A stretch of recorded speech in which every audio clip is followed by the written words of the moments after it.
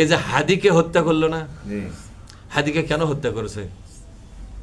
হাদিকে হত্যা করার মূল কারণটাই হলো হাদি ভারত বিরোধী ছিল, হাদি আওয়ামী লীগ বিরোধী ছিল, হাদি ছিল চাঁদাবাজ বিরোধী, হাদি ছিল টেন্ডারবাজ বিরোধী, রাষ্ট্রীয় সম্পদ লুটপাট করে খাবে, এটা হাদি প্রতিবাদ করা শুরু করছিল। কথা কি বুঝতে পারছেন আপনারা? হাদির একটাই বক্তব্য ছিল, এ দেশ চলবে ইনসাফের মাধ্যমে। আপনারা তার বক্তৃতাগুলো শুনবেন। এই দেশটা চলবে কিসের ভিত্তিতে? ইনসাফের ভিত্তিতে। এই দেশের সম্পদ নিয়ে কেউ যেন দুর্নীতি করতে না পারে, এটা ছিল হাদির বক্তৃতা। ভারতের আধিপত্য মুক্ত করাই ছিল তার আন্দোলনের মূল টার্গেট। হাদির একটাই বক্তব্য ছিল, পাকিস্তানটা যদি আমাদের কাছে অসহ্য হয়ে থাকে তাহলে ভারতও আমাদের কাছে অসহ্য। আমরা পাকিস্তানকে বিদায় করার পরে ভারতের আন্ডারে চলতে পারবো না। আমরা তো স্বাধীন হয়েছি 71 সালে, আবার ভারতের অনুগত হয়ে থাকা লাগবে কেন বলেন? ভারতের এত স্বার্থ দেখার দরকার কি? হাদির একটাই বক্তব্য ছিল, ভারত আমাদের প্রতিবেশী, কিন্তু কথা হবে মুখে মুখে, কথা হবে চোখে চোখে, কথা হবে মুখে মুখে, কথা হবে চোখে চোখে, চোখ রেখে চোখে কথা হবে, সমতার ভিত্তিতে।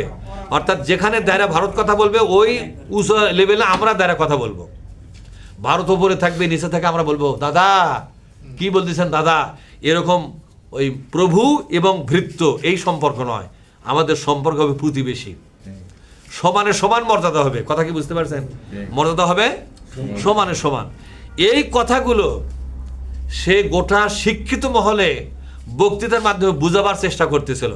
এটা ভয় পেয়ে গেছে এদেশে ভারতের যারা এজেন্ট, তারা ভয় পেয়ে গেছে, যারা সবসময় ভারতের স্বার্থ উদ্ধার করে চলে। আমার কথা বোঝেননি? বিপদে বললে ভারতে একটা হোটেল ভাড়া আগে করে বসে থাকে যারা, যেটি যদি বিপদে পড়ে আস্তে করে বর্ডার পার হয়ে। এই যে হাদি হত্যা করলো, কি একটা নাম, ফয়সাল না কি নাম আছে না? ফয়সাল, অনেকগুলো নাম তার দেখতেছি, আবু দাউদ খান, আবার ফয়সাল, আবার কি নাম। এই লোকটা মারার পর থেকে বলতেছে, হাজত রাখো, মারার পর থেকে বলতেছে ভারত গেছে। আমার তখন তা মনে হয় এই ভারত গেছে প্রচারটা কে করতেছে? কিসের ভারত গেছে? 6 ঘন্টার মধ্যে সেই ভারতের যে রাষ্ট্রে, মহারাষ্ট্রের কথা বলতেছে, মহারাষ্ট্রে যেতে গেলে না হলো 12 ঘন্টা সময় লাগবে, যেভাবেই দেখ 12 ঘন্টা লাগবে, 6 ঘন্টায় কাম করে দেবে মহারাষ্ট্রে। আমার কেন যেন মনে হচ্ছে এই বাংলাদেশেই কোনো না কোনো শয়তানের আশ্রয়ে আছে। আমার কথা বোঝেননি? বাংলাদেশে থাকতে পারে, বাংলাদেশে আছে তার গ্যারান্টি দেবো না, কিন্তু যেভাবে তার হত্যা করার পর থেকে বলতেছে ভারত গেছে, হত্যা করার পর থেকে বলতেছে ভারত গেছে, তার মানে আই ওয়াশ করতেছে, চোখে ধুলে দিচ্ছে, লাখ ভেলকি লাখ, চোখে মুখে লাখ, কানে খবরে লাখ, হাতি যেটি আছে সেটি অন্ধকারে থাক। কথা বুঝতে পারছেন জিনিসটা? এবার ভেলকি লাগাচ্ছে আমাদেরকে, এই ভেলকি লাগালে হবে না। আমি ব্যক্তিগতভাবে জামাত ইসলামীর পক্ষ থেকে এদেশের গোয়েন্দা বাহিনী, যারা চৌকস বাহিনী, পৃথিবীর যে কোনো গোয়েন্দা টিমকে যারা ওভারটেক করার ক্ষমতা রাখে, এরকম বাহিনী কিন্তু আমাদের আছে। জানেন, ডিজিএফআই থেকে শুরু করে এনএসআই, ডিএসবি, এসবি, তারপরে আপনার ডিবি, তারপরে এসএসএফ গোয়েন্দা টিম নয়, এইভাবে পুলিশ প্রশাসন, র্যাব প্রশাসন, অনেকগুলো প্রশাসন যদি একবার এরা চোখ খোলে কোথায় লুকে আছে, অবশ্যই তাদের চোখের নজরের মধ্যে আসবে। কেন যে তাকে গ্রেপ্তার করা হচ্ছে না, কিসের ইশারায় করা হচ্ছে না, আল্লাহ ছাড়া কেউ জানে না।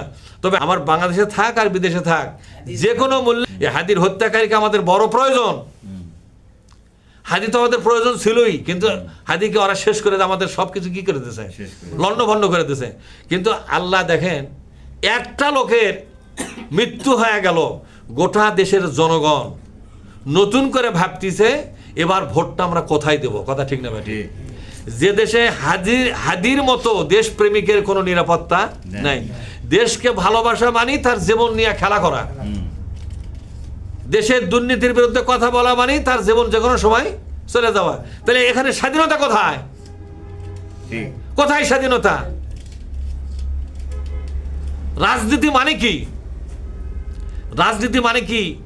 আধিপত্য নিয়ে দেশের মানুষকে জিম্মি করে কোটি কোটি টাকা কামাই করা, তার নাম রাজনীতি? রাজনীতি মানে হচ্ছে অন্যের জন্য মহান সেবা দেওয়া। কথা ঠিক না ভাই? ঠিক। রাষ্ট্রীয় সম্পদ ব্যবহার করে মানুষের খেদমত করা। সম্মানিত ভাইয়েরা, ওরা হাদিকে যে কায়দায় হত্যা করেছে, ওদের মিশন আরও আছে না যে মাঝে মধ্যে শোনা যাচ্ছে এরপরে অমুক টার্গেট করা হবে। তবে আমি প্রশাসনের কাছে অনুরোধ করব, হাদিকে হত্যা করার পরে হাদির বিপক্ষে যারা কথা বলতেছে আর এই হত্যাকাণ্ডকে যারা সমর্থন দিচ্ছে এদের পুরো টিমকে গ্রেপ্তার করা হোক। কি বলেন আপনারা? পুরো টিমকে গ্রেপ্তার করা হোক এবং এদেরকে আইনের আওতায় নিয়ে এসে ফাঁসির ব্যবস্থা করা হোক। কারণ জনগণ যদি হাতে আইন তুলে নেয় তাহলে তো এটা বেআইনি হয়ে যাবে। বেআইনি হবে কিনা জনগণ? হাতে আইন তুলে নেওয়া কি আমাদের দায়িত্ব না? মানে সরকারের দায়িত্ব।